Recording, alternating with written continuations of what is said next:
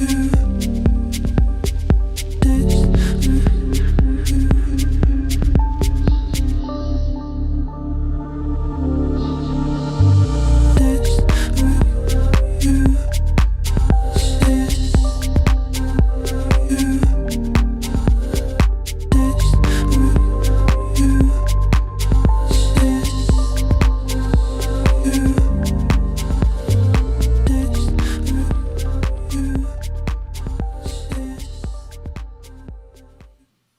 right, hey, what's up, everyone? Welcome back. Welcome to Tuesday Night Live. Hopefully we have some people show up. I know most of the ultra running community right now is probably watching Ginger Runner and Courtney DeWalter, which I was just doing as well. But yeah, we're going to get rolling here in just a second. Drop in the chat where you're watching from and what you got going on. Do you have any races coming up? And we'll talk about it here in just a minute.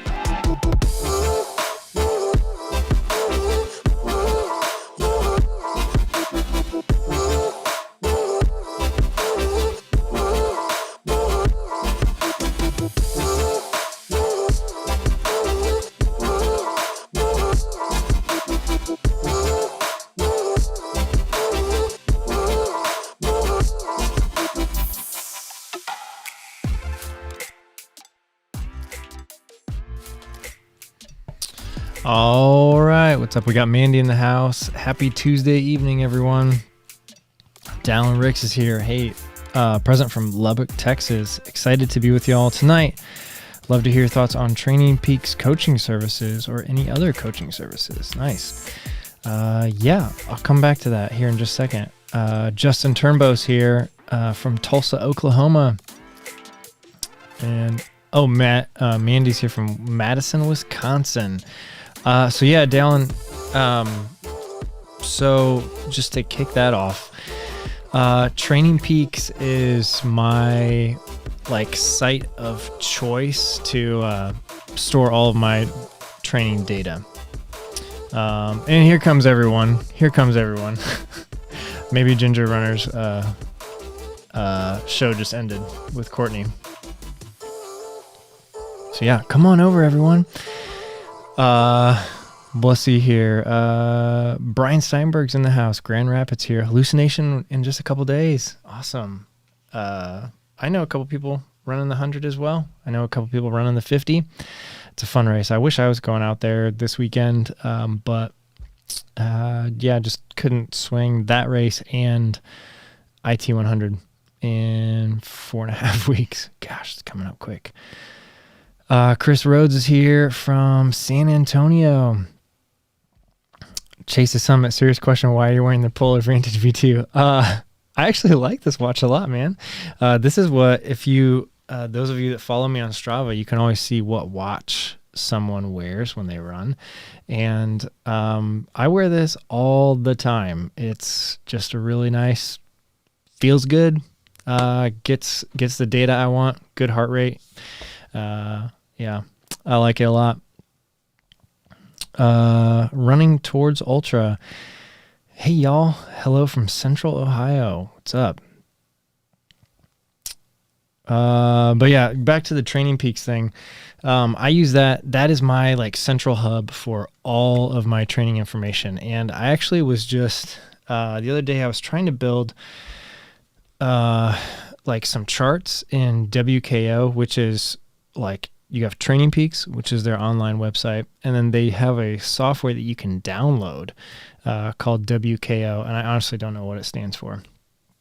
But it's super serious software, and it's I don't know how much it is to download, maybe $100 or $200 or something, but it's you kind of have to be a geek about your training data because you have to build all the charts and everything. I mean, there's a lot that you can download and everything, but the other day I was trying to build a chart to see an overlap of all of my every single year, calendar year, and how my training went for that year, and overlap that on top of each other, just to compare what am I doing every September for the last 10 years.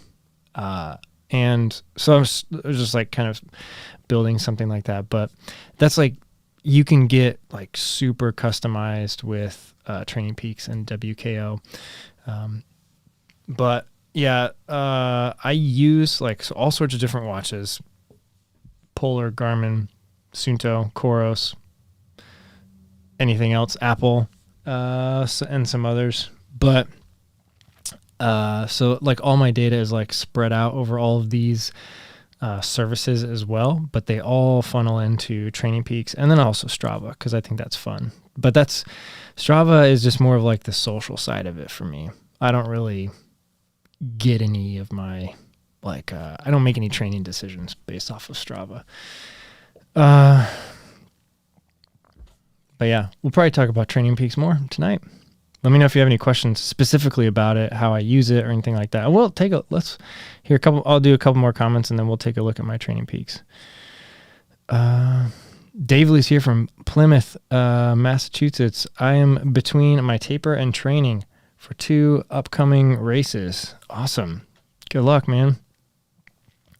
Reno's here from the Philippines. Awesome. What's up? Brett's here from Texas Hill Country. Mogollon Monster 104 days. Ooh, that's definitely one that I want him day. Especially now that they changed the course to be, is it a point-to-point now? Or is there, I think it's mostly all unique trails if it's not a full point-to-point. Brett knows for sure. But yeah, that looks like a really, really cool race. Denise is here from Boston, Massachusetts, running a fundraiser half marathon in 2 weeks. Awesome. I have some big news I need to share with you guys. Very, very soon. I've been working real hard over the past couple months, really. I've been trying to figure out I've been trying to get a hat out to you guys. And we are like days away from it being available. I've gone through a bunch of different brands and different styles, and been kind of like testing a few of them out, but I've landed on one that I'm pretty happy with, and we're just gonna get it out there. And you guys have been asking for hats for a long time. So the website is just about done, and it's gonna go live any day, but I'll let you guys know as soon as it does. But yeah, just wanted to let you guys know first that hats are coming any day. And it's the one that I've been wearing recently on my trail runs. It's actually it's this one right here. Yeah, this one. You guys have seen this one. It's a nice it's like the Classics by Yuopong. It's like the same exact brand that Run Steep Get High and a couple other brands use this exact hat, trucker hat, and it's got a nice embroidered logo, but it's just kind of like understated, just pretty simple, but I like it a lot, and it's very comfortable to run in, especially on trails. Keeps you cool, keeps the sun off your face, off your neck. So yeah, that's really exciting. That's coming real soon. What's up? Aaron's here from Cincinnati. Hit 80 miles last week, inspired by my training. Oh, thanks. Hopefully you're doing all right. I'm hurting. These last couple weeks have been crushing me. Seriously. Matthew's here from South Carolina, Rock Hill. What's up? Got a 12-hour coming up this weekend. Nice. That's going to be fun. Dave says, not saying it's a bad watch. I just thought you were Team Enduro. Yes. And anytime I'm doing like a trail run or anything long, I'm on the Enduro right now. We'll see what happens over the next couple months or whatever. But yeah, I mean, I cycle back through all the watches I have, and I kind of just keep testing them. Just kind of like, which one is the one that is sparking my interest right now? I've had the Wahoo Element Rival, used that for a couple weeks in a row. Back to the Apple Watch every once in a while. Enduro, Polar, Coros sometimes. So yeah, it's fun. Just like going back and forth. But the Polar Vantage V2 is just light, and just the way it sits on my wrist, I really like the feeling. Max Long says, how much elevation's at the IT100? Good question. I actually, in years past, there's been a lot less than there's going to be this year. They added like 5 miles to the loop. So it used to be, over the history of this race, it's always been the same park, but they've kept building trails over the years, and they will add those new into the loop. And so it started out as like a 16-mile loop, and that was for a long time. And then it was a 20-mile loop for a couple of years, and now it's a 25-mile loop. And this extra 5-mile loop that they added is like there's some hills in it, like some good ones too. And so I think the last weekend, so Saturday, I did a 25-miler. I did the full loop. I think it was like 2,700 feet of gain. So that'll be like over 10,000, which I was not in years. I think it's been closer to like 7, or maybe 8. So it was a little bit more elevation gain this year, but it's still really, you consider it a flat course. Like I would, it's not anything. The climbs are like, I mean, this past weekend when I did the 25-mile loop, I didn't walk any of there was maybe one or two climbs that I walked, and the rest of them I ran because they're all short.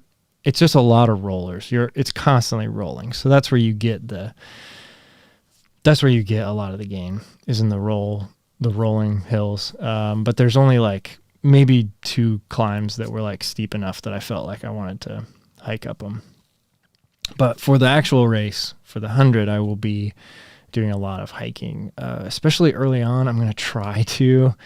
I know that I'm going to be so amped up, and everybody's going to be, and it's going to be really hard to hike these like 20, 30 foot hills.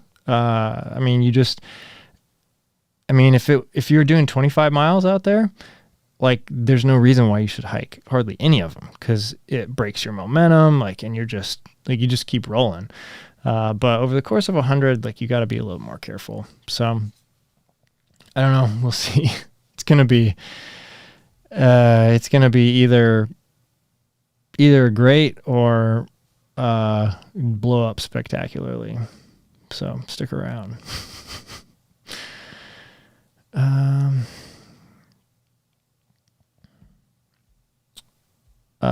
Dallin says, I've been recording and planning weekly runs since mid-June in Training Peaks.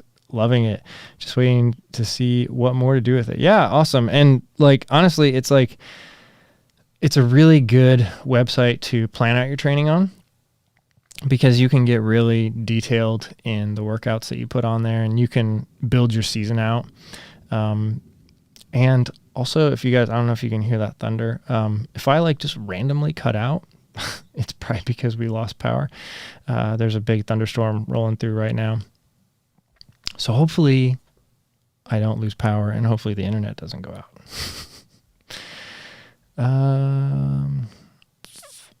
What else we got here?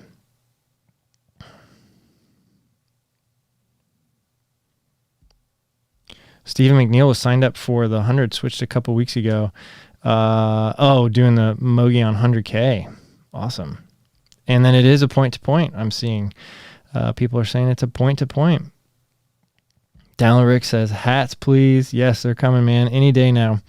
Any day. As soon as I get, so what I've been working on today was getting all the financial stuff. Like there's a lot behind the scenes to get that going. So I was getting all that squared away. Will we get a hat cam? Mandy says. I could put the hat. I actually have a couple cameras going on here now, but why don't we do the buckle cam? Let's see. Here's a buckle cam. That's for you, Mandy. And Justin also wanted the buckle cam. I'll throw your comment up here, Justin. First the buckle cam. Now we get, can this world get any better? Super excited. Awesome. Let's see here. Oh, and I'm seeing a comment in here about a bucket hat. That's actually a possibility. We could do something like that. If you guys want a bucket hat, we can do something like that. Hat cam and B cam. Yes. Oh, and awesome. Matthew says, I was about to look into a Ben Parks hat, so I will wait until yours. Oh yeah. Well, you should get the Ben Parks hat too. Those hats are super cool. Those are some sweet hats, and I don't know how he does it. Like, I mean, honestly, his situation is quite a bit different than mine. So he can probably buy 500 or 1,000 hats and sell them in a couple months, but I can't do that. But yeah, his hats are so customized, and like they have to be being designed and produced somewhere, and then he's getting them like directly from the supplier. Like, it's not even like, there's different levels of merchandise, and I'm learning so much about this as I'm getting into it. And right now, like, my channel is still really small, and just the amount of merchandise I'm selling, like, it's still like, it's not financially sound to buy a bunch of merchandise, have it at my house, sell it, and ship it out. Like, it has to be, I'm still in like step one, which is, I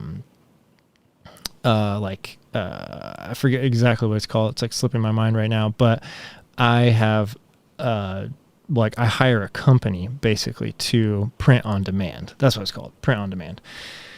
And so like me and this company, have the arrangement worked out, and they have my designs. And when you purchase something, it just gets ordered directly from this company, and they print it and send it to you.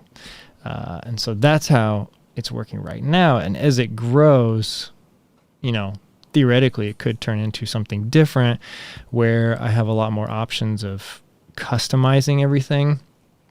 But in order to do that, I have to like go to a supplier, and pay for like 1,000 products, 1,000 pieces, like upfront, or 500 or whatever. And then like hold on to them and sell them and ship them myself. Or you can like hire companies to do that, but it's like, take it one step at a time. So right now we're in the print on demand phase. Ben Parks, Ginger Runner, people like that are in the, where you can actually like design and work with the factory, like the factories like overseas, and get like thousands printed for you, and probably even have a company. Well, I don't know if Ginger Runner has a company. I don't know if Ben Parks does either, but like you can just have your product sent to a facility that then takes your orders, and it gets so complicated. All right, let's see here. Yeah, if everyone gets a Ryan Clayton bucket hat, we'll start seeing a lot better results at Western States. Who knows? See, Aaron Wagner says, my Coros Pace 2 showed 1650 and 1850 on my 25-mile IT training runs. Air pressure really affects the same runs day to day from altitude. Does that seem right? I don't know. Coros Pace 2, I don't know if Dave's still in the chat. He might know a little bit more about the quality of the altimeters or the barometers in those versus Garmin, but I would think that, I don't know. I did the same 2 runs, like you were just saying, with my Garmin Enduro, and they were both right around like 25, or actually, let's just pull it up. Let's see here.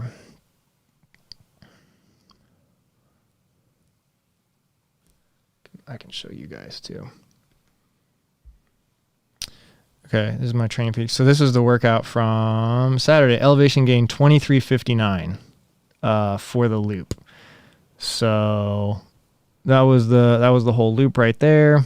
And let's see. So there is some drift. This is the thing I don't like And I wish every single watch I've ever had has this issue where if I can get my face off of here, like it shows that you're starting at like, say like 907 feet and then ending in like the same exact spot, 963 feet. So it's not much, like 55 feet difference from start to finish when I'm literally hitting start and stop in the same exact parking lot. But there's a little bit of drift there. And so over time, I don't know how much that really adds up. But yeah, there's a little tiny bit of drift there, but I'm pretty confident in Garmin's hardware. I don't know, but it's somewhere right around, I would guess, in between 2,000 to 2,300 or something. And then my other run from a couple weeks ago, let's see what that was. Same place. Oh, so this one shows 2667 elevation gain. And is this the same run? This is the same place. Yeah. I don't know what happened here, why it stopped recording. Oh, this was when okay, so this was the full loop right here. Let's see. This is the full loop right here. See, this gets weird. I don't really understand what's happening here right now. But we got the full loop and it's showing elevation gain 1428. And then in this section, I did a couple more miles, shows elevation gain 127. But if I unselect everything, where'd it go? If I unselect everything, it says 26. So Garmin's doing something weird in here. It's going back to 0 and adding like 900 feet, which I don't like that. But yeah, I don't know. We'll see what it actually ends up being for 100 miles.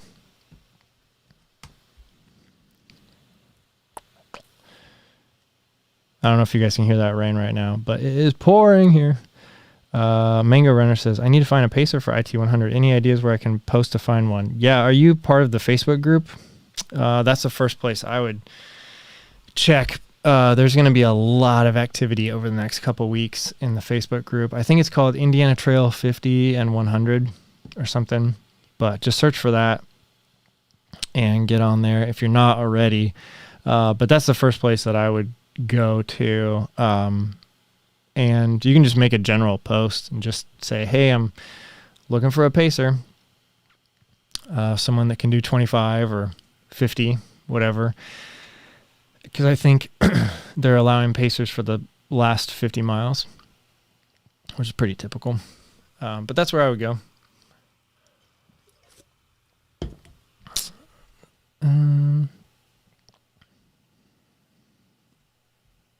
What do you think about Alexander Sorkin of Lithuania running 309 kilometers in 24 hours to break the world record? Yeah, I think that was just like... obviously out of this world. It's a world record. Just cannot imagine running those types of paces for that long. Just like, it's just mind boggling. And that's something that I can't even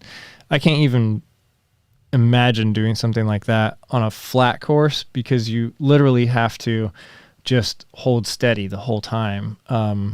It's when you're doing like a mountain race or something, like there's so many different gears are used, like going up and then going down. Like you can, really use different technical skills to your advantage to go fast in that situation. But like when you're on a flat course and you just have to just keep pounding for hours on end, like that's amazing.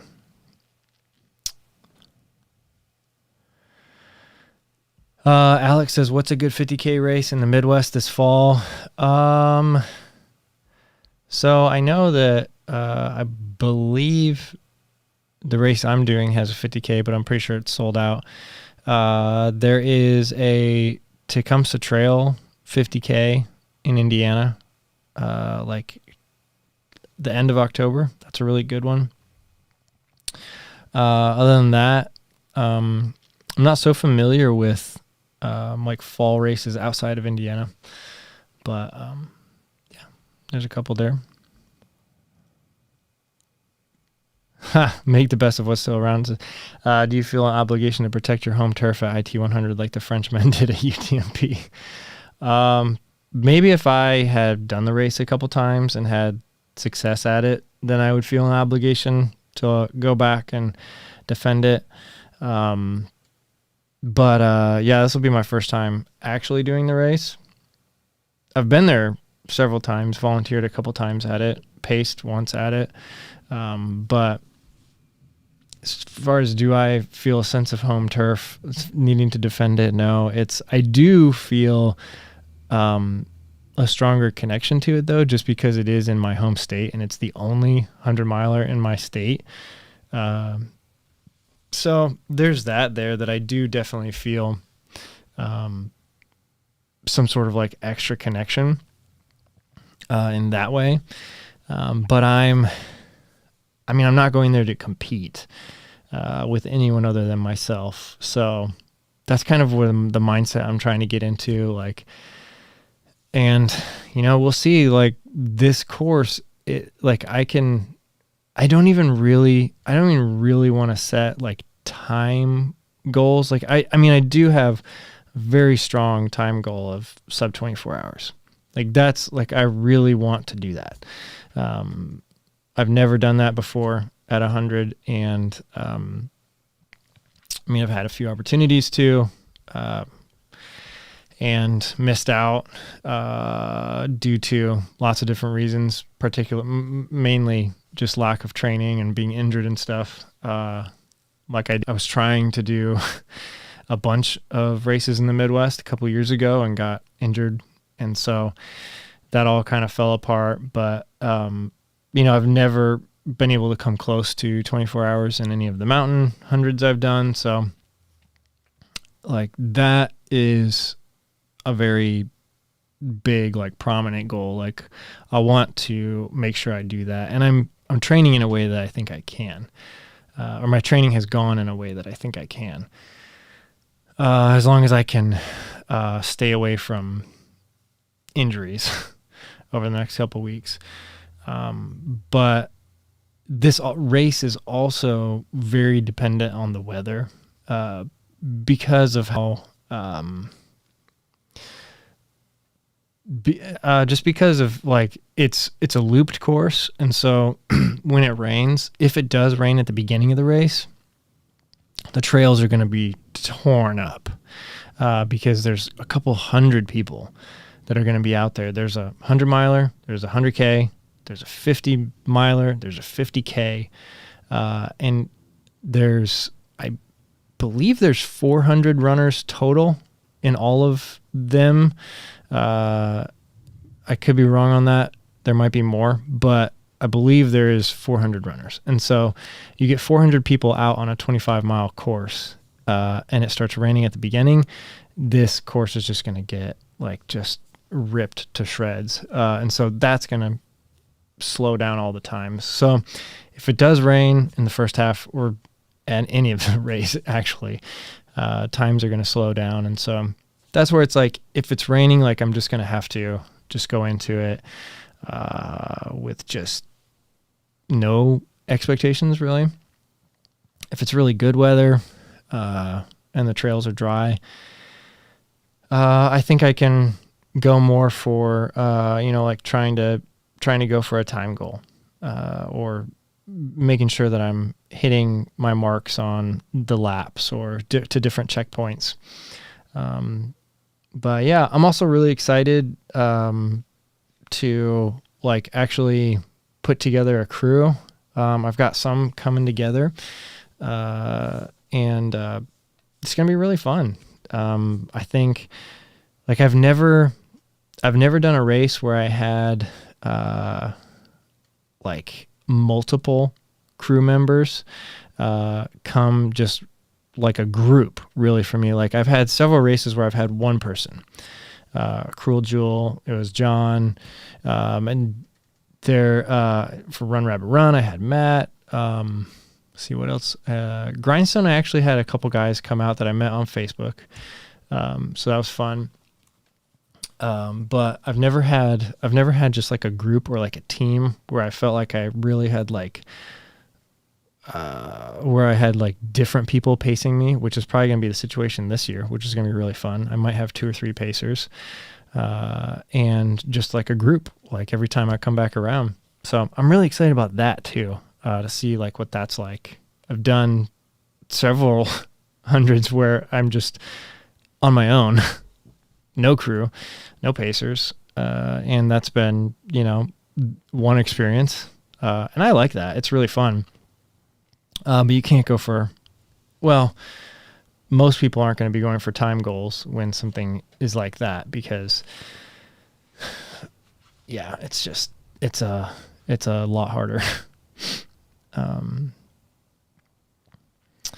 We'll see what else. Danielle says, what's the course record at IT? I think it's like 16 hours, just maybe right at 16 hours. I want to say that, oh man, it just slipped my mind, who the course record holder is. But I think it's right around 16 hours. Typically top 10 is like sub 18, which is, it's not like a super fast course like Tunnel Hill, but I also don't think there's been like a lot of the really fast like pros come out to this race. It's not one that I don't think draws like super fast people like something like Tunnel Hill does, or really just Tunnel Hill. That's like the only one in the Midwest I can think of that draws like really fast people, because that one's just like pure flat.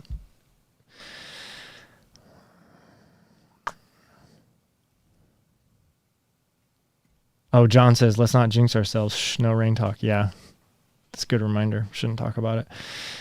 John's got a 100-miler coming up this weekend. The Hallucination. And Brian's going to be there too. Maybe you guys can race. Dallin says, have you chosen your main shoe for IT100 yet? No. This past week, I just got a couple different pairs in and trying a few different ones out. This past weekend, I wore the Solomon Ultra Glides. No, not Ultra Glides. Solomon Ultra 3, which I really liked a lot. They were a little bit lacking on arch support, which was something that I appreciate in 100-milers. And so I think if I did use that shoe, I would probably put a different insert in that had a little more support. But I'm also trying out the Brooks Catamount, which actually you can see right here. I've got these Adidas ones. I got these because I thought, oh my gosh, like these look so awesome. But they are like super weird trail running shoes. Like the lugs are only 2 millimeters, which I didn't know that before I ordered them, or 2.5 millimeters. And they feel amazing when they're on your feet, but they're almost like road shoes. So I don't know. I haven't even tried these out yet, but the Brooks Catamount, these are really cool. And I'm probably going to take these out this weekend. It's kind of like blowing out because just all white. But these feel really, really good. They've got the Brooks DNA Flash midsole. So we'll see how they feel this weekend. But I really did like the Solomon Ultra 3s.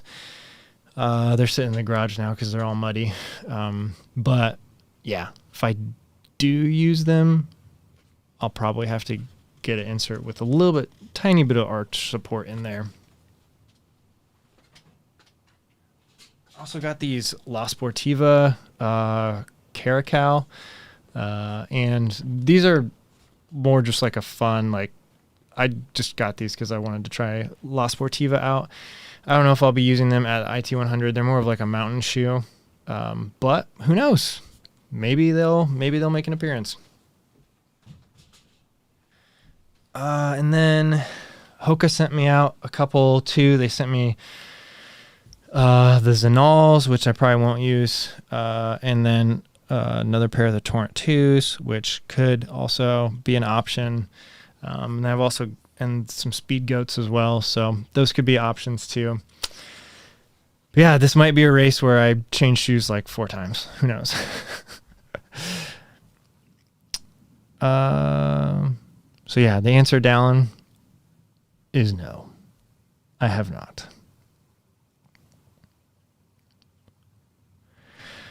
Matt's Midwest team says, I just want to finish the 50 at IT. We'll see. Nice. Looking forward to meeting you, Ryan. It sounds cool. Hope the weather is great for my first one. They have not shut off the 50 miler, so who knows on attendance. Oh, you can still sign up for that? I thought that, okay, so the website is weird. I think everything is sold out at this point. And I think even the wait lists are shut down. Because it looks like you can still sign up, but when you click on it, it says the wait list is full. So I don't know. I thought they were all sold out months ago, but who knows?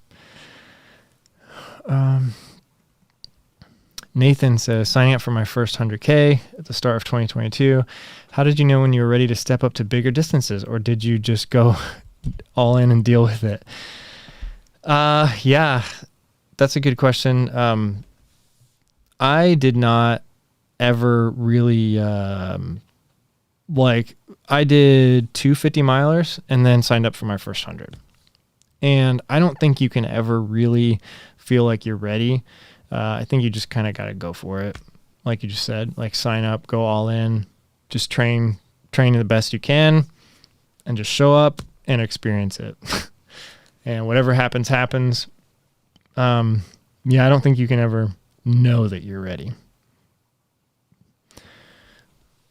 Justin Turnbow says, any tricks to stop heel slippage? My heel still gets torn up. Any insight would be great. Yeah, so that a lot of that has to do with how the shoe fits you. And that's something that I've really learned over the course of the last year or so of trying out all of these different shoes, is that they're not all made for the same type of feet.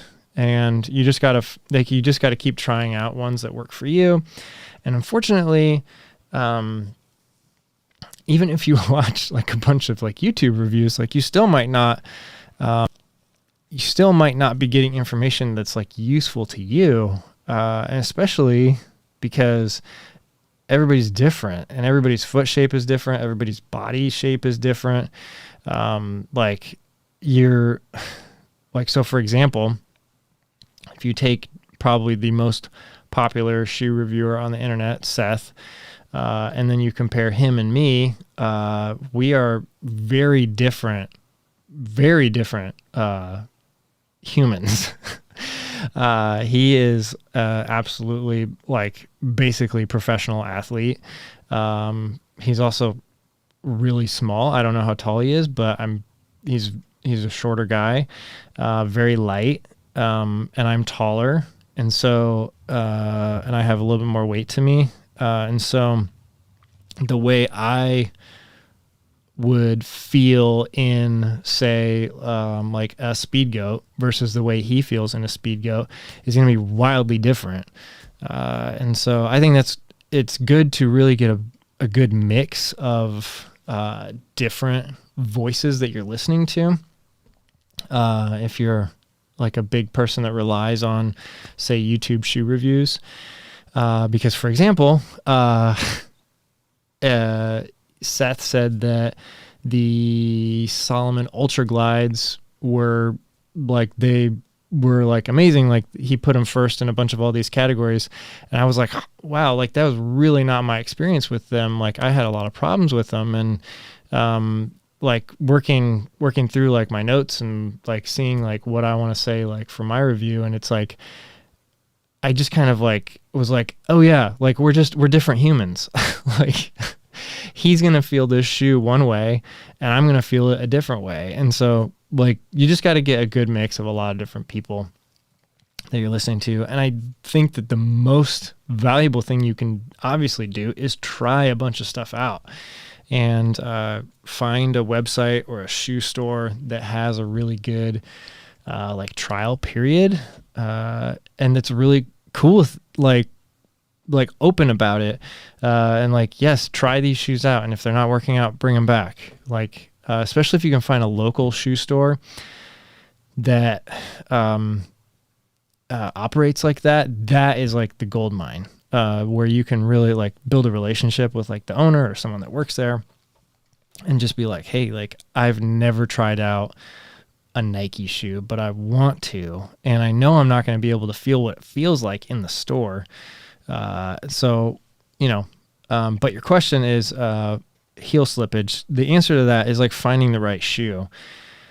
Some of it can be helped with tying it in a different way. You can do the shoe lace lock,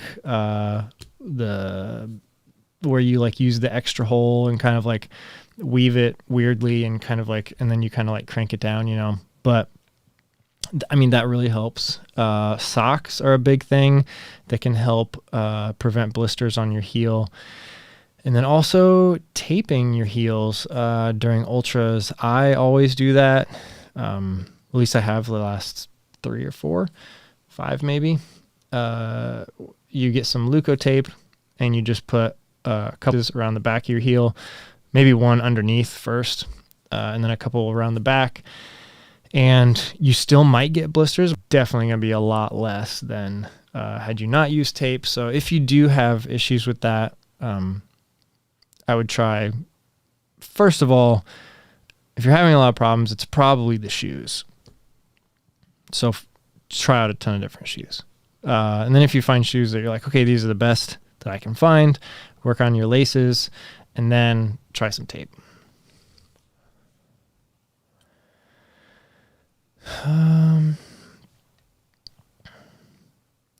Max Long says, how do the Zenals compare with the Speed Goats? Those are, yeah, they're, the Zenals, are like, they're more, I would be very comfortable doing a, maybe like half marathon to marathon, possibly in the Zenals. But I would definitely not consider them for a 100-miler. Probably, I mean, even a 50K would be getting a little bit long for me to wear the Zenals. They're more of a like they're going to be, the point of them is to go for lightweight, to go for like really good traction, because they do have really good outsole, but and also it's a more minimal feeling shoe. So you're going to put it on and you're going to be able to go quicker in it.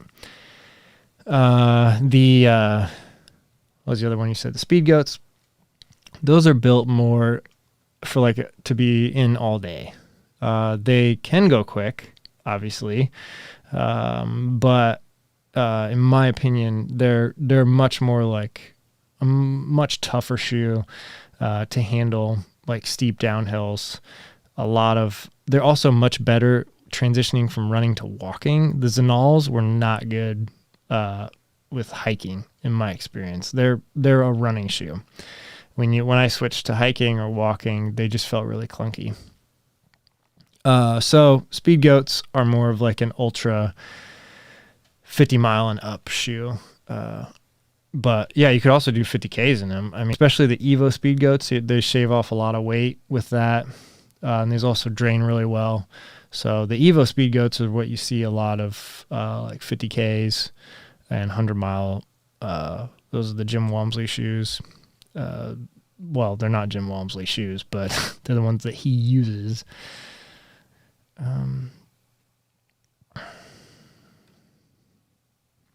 So yeah. Tim Dottie says, been wearing the Salomon Ultra Glides lately. Lots of rocks getting in during the run. Have you experienced the same with these? I didn't experience like a lot of rocks getting in, but I could see that because of how much space there is kind of around the ankle, just the way it's shaped. yeah, my big problem with them was water. It was going through any water was just a nightmare because it just held it in. And then really hot and humid days with a lot of sweat or like pouring water on yourself. If that water went in the shoe, it's just like there's nowhere for it to go. Like it's like a boat taking on water. There's nowhere for it to go. So that was the biggest problem. The other thing was that the midsole was great right away. Like I felt like it was awesome for the first like maybe 40 or 50 miles. And then it started to just like get a little bit less bouncy and get a little bit more like kind of like unstable. So I don't know. There's a lot of, that's one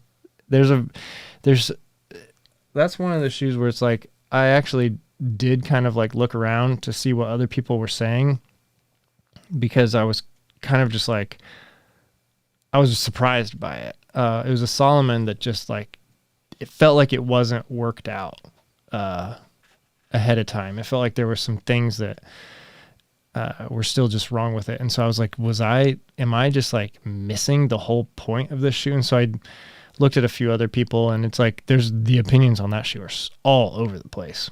And you also have to be careful of accidentally stumbling upon sponsored athletes or anybody that is being paid by a company because, I mean, we know how that works.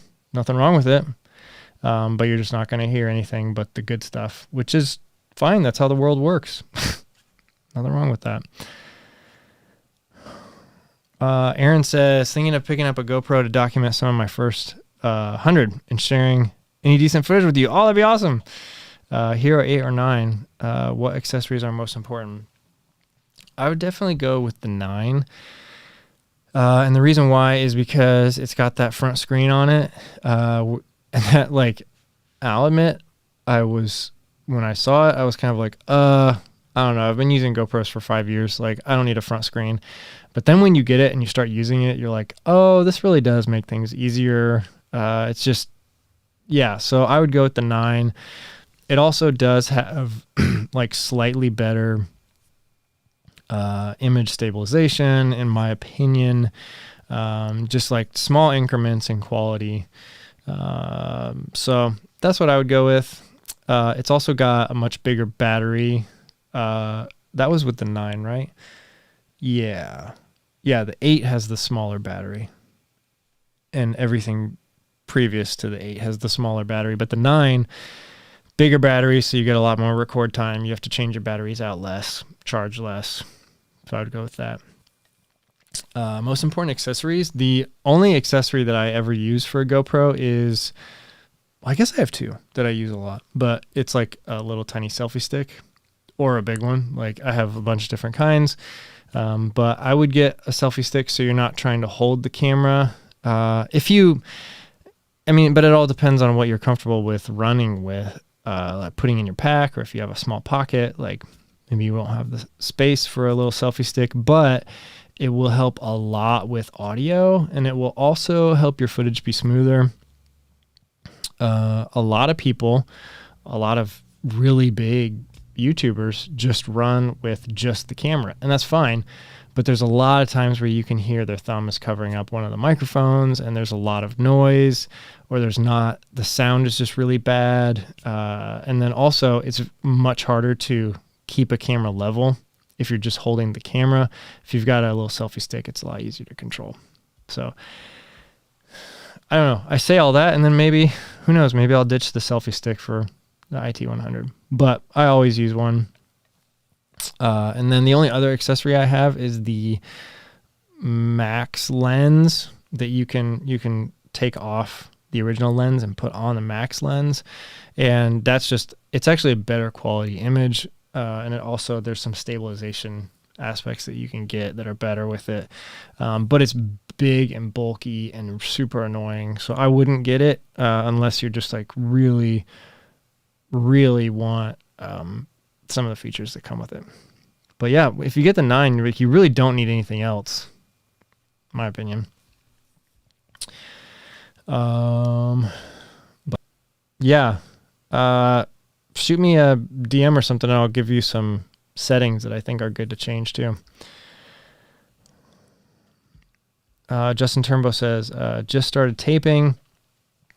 Thank you for the insights and thanks for all your help. Yeah, awesome. I went through a lot of different types of taping. Like I taped all my toes for some races and taped the bottoms of my foot and the sides, and I tried all sorts of different stuff. And what I've landed on is just like, at this point, it's just taping the heel, because that's where I get the blisters that can really mess your run up, in my opinion. And it's mostly just for, I don't know if I'll do it for IT, because it's mostly just for the worst is when I'm climbing and descending. So there's not a whole lot of that. Maybe I won't do that. Who knows? Maybe I'll even switch away from toe socks and just go straight, like, I don't know, straight like gold toe socks. Wayne says the medium mod is clutch for audio, a little bit of post cleanup and you're sounding good. Yeah. I wish that I had the audio mod or the media mod just to see what the audio is like. I haven't bought it though. Adam Tice says, what memory cards do you use, Ryan? For GoPro, I think I upgraded to a pro grade memory card is the brand, and they're like twice as expensive as SanDisk. And the reason why I upgraded was because sometimes the GoPro does freeze. And from what I've heard is that it has to do with the memory card. And I'm using, like, I have always used like pretty much the best that SanDisk has. But I still would always get like the GoPro freezing. And when that happens, you have to pop the battery out, put it back in. And sometimes that was happening like 2 or 3 times during a run and multiple times during races. And it's just like, over the years, I've just gotten used to it. It's a lot easier now that you don't have the GoPro in a case, but still annoying.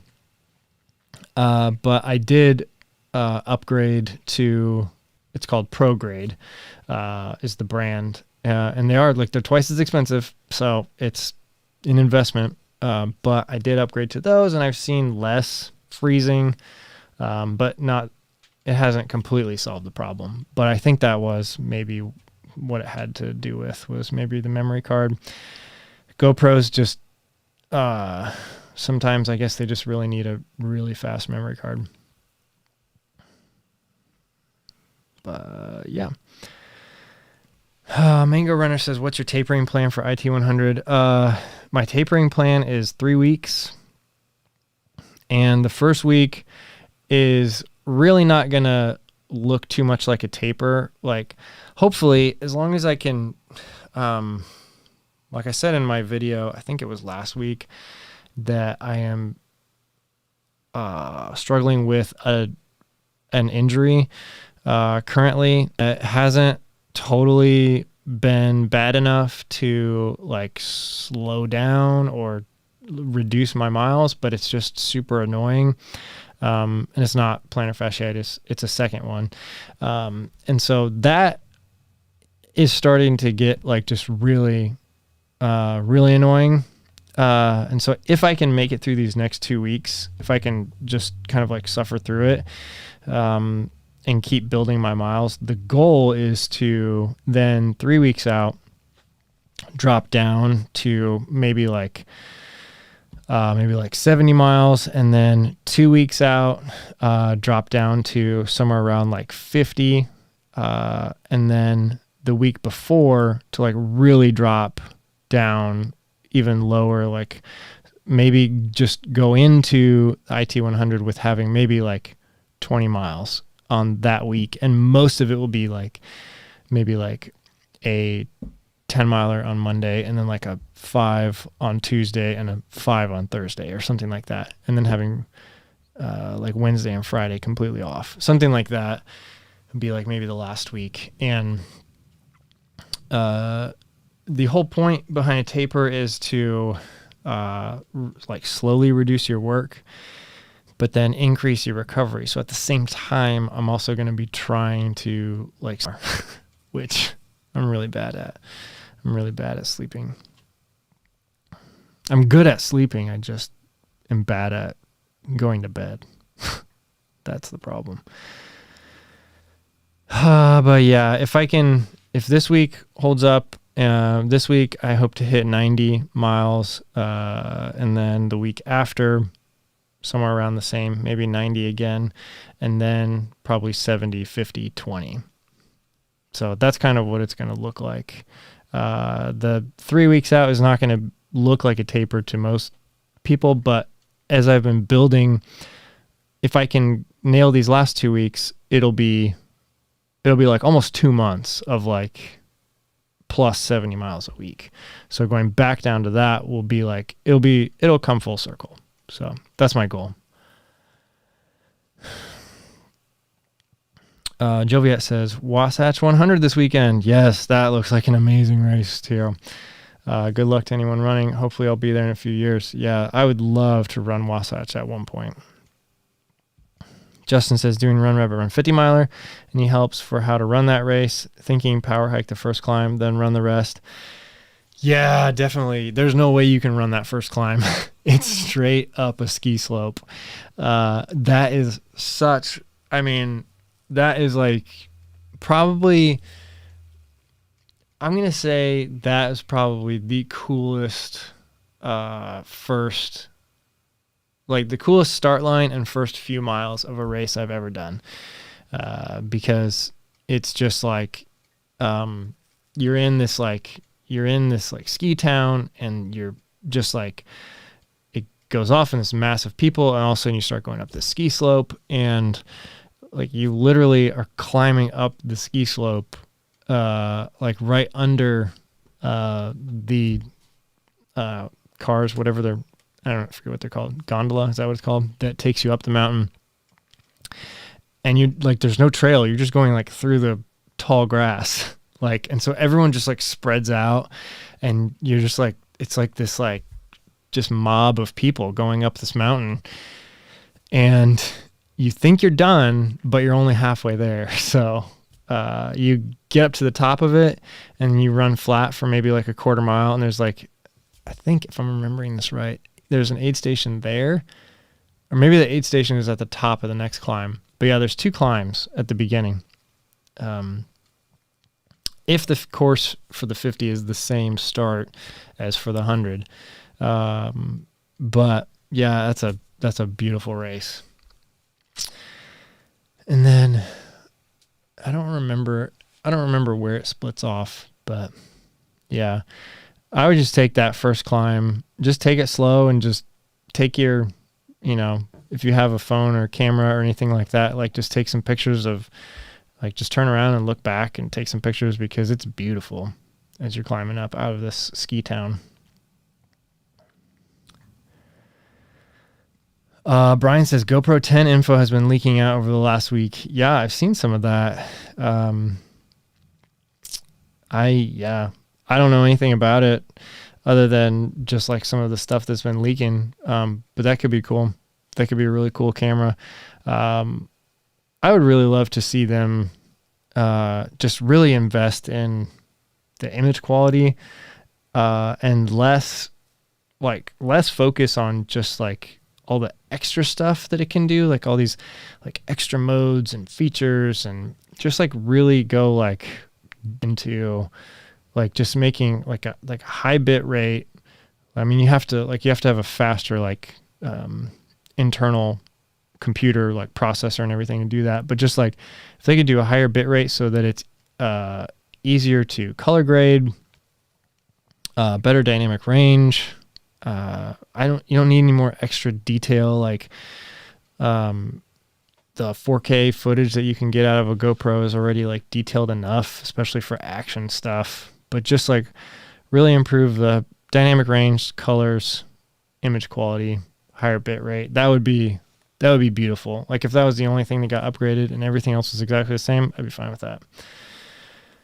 But yeah, as of right now, Pro is kind of difficult to make look really good in a lot of situations. It looks amazing when you're outside in the sun. But anytime you get like low light, you're just kind of like you have some problems. And then different colors too. Like, and it can get really bad with reds. So that was a huge problem for me when I was doing the Triple Crown documentary series, because Rob wore a solid red shirt almost the whole time for all those races, because part of it was sponsored by Hammer Nutrition, and the shirt they sent him was like bright red and just said like Hammer across the front of it.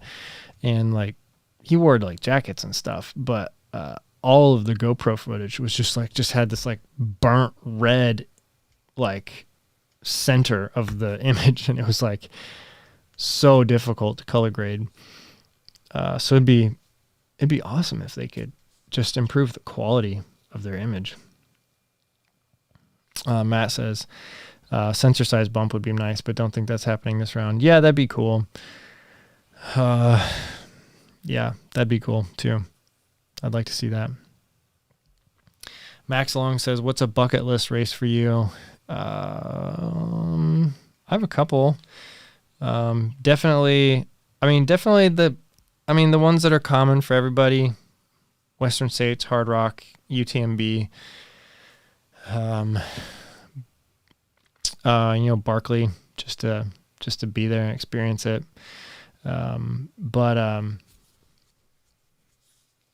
Yeah, I would say that there's another one that is out there that's like way outside my realm of possibility right now, but the Tour de Jean is like, it's a plus 200 mile race with like, I think it's like 90,000 feet of elevation gain or something like that. But that would be one that is like, I mean, just like seeing the images and videos and stuff that come out of that race, it's kind of like UTMB, picturesque type of stuff, but for like over 200 miles, and you're just going all through these like Italian towns, and I think it goes, yeah, I mean, it's just like, that would be a bucket list race that I guess maybe a little bit less common, but yeah, US, it's the big ones, Western States, Hard Rock, that sort of stuff. But yeah,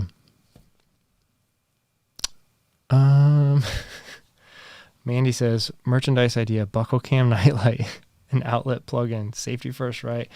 That would be cool. Wow, that's a good idea.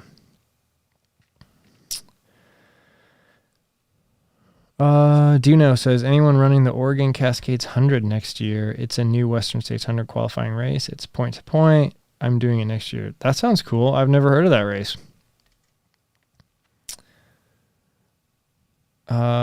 Justin says, have you ever looked at PTL? It starts Monday before UTMB. Yeah, that one would also be really cool, because that race you have to do with a partner. So like you start and finish as a team. I think that would be a blast. And it's called like it's like UTMB's like pedestrian race, which is like funny. It's like, cause you're like supposed to go slow or something. Yeah, that race looks really cool too. But all right, guys, I'm over an hour, so I'm going to start wrapping it up. Let me know if you have any last minute questions or comments. Duno says, next year I'm doing the 100K with 10K of vert 6 weeks before my 100 mile that has 11K of vert. Is that too much back to back? No, I don't think so. That vert is not too crazy. If you're talking about feet, if you're talking about meters, that's quite a bit. But yeah, 10,000 feet of vert in 100K and then 6 weeks to recover and kind of train into a 100 miler. It has 11,000 feet of vert. That's not too bad. That 11,000 is not too bad. I would not be worried about that. Dave Lee says, running the Barkley Fall Classic in 11 days. Yes, I have a friend that's doing that too. Scared to death, have not trained enough elevation. Yeah, that would be a concern of mine too, if I had not trained enough elevation. Good luck getting the marathon. The 50K, I believe, is probably out of reach for almost everybody. I think he changed the cutoff times to make it harder. In fact, I think most people probably won't even finish the marathon. Unless I was reading the times wrong. Duno says I was talking about feet. Yeah, I think you're good on that. Yeah, I think you're good. Dallin says, great show. Thanks for answering questions. Good luck in training. Mandy says, good night. Thank you. Awesome. Oh, and then Dave Lee has a 100 miler 3 weeks after. That I would be concerned about. Because if Rat Jaw is included in the Barkley Fall Classic this year, and it looks like it typically does in September, meaning like completely overgrown, you're going to have a lot of scratches and rat bites. So yeah, that would be the only thing I would be concerned about, would be like getting poison ivy and being like run down from your body trying to heal from like all of the external injuries. But good luck. Sounds but yeah, thank you guys so much for stopping by tonight. I will have I'm working on a couple videos right now as we speak, but honestly, like what's been like, it's just training has just been so crazy recently. Just so much time. I think last week I was actually running for 14 hours. And the week before that, it was very similar. So spending a lot of time training, but then also a lot of time recovering. A couple more weeks of this, and then we start taper. And I'm so excited for that. But I'm so excited for this race and excited to meet some of you guys that are going to be there. If anybody's going to be there with a camera, I'll make a video like as we get closer to, but I would absolutely love to have like as many people contribute to my video as possible too. So even cell phone video, anything like that. I think it's really cool, like what Seth does. And I know that he's got like way more, people watching his channel and everything, but how he does those race videos where it's just like a collaboration of like tons of other people's videos, because he doesn't carry a camera. So something like that would be kind of cool. So I'll do a video like letting people know about that ahead of time, because I know there's gonna be a lot of people at this race running, but then also spectating and just checking it out, crewing, pacing. So yeah, thank you guys for stopping by. Thanks, Matt. Later. And then everybody that joined, you guys are awesome. Thank you so much for stopping by. I will see you again soon. Bye.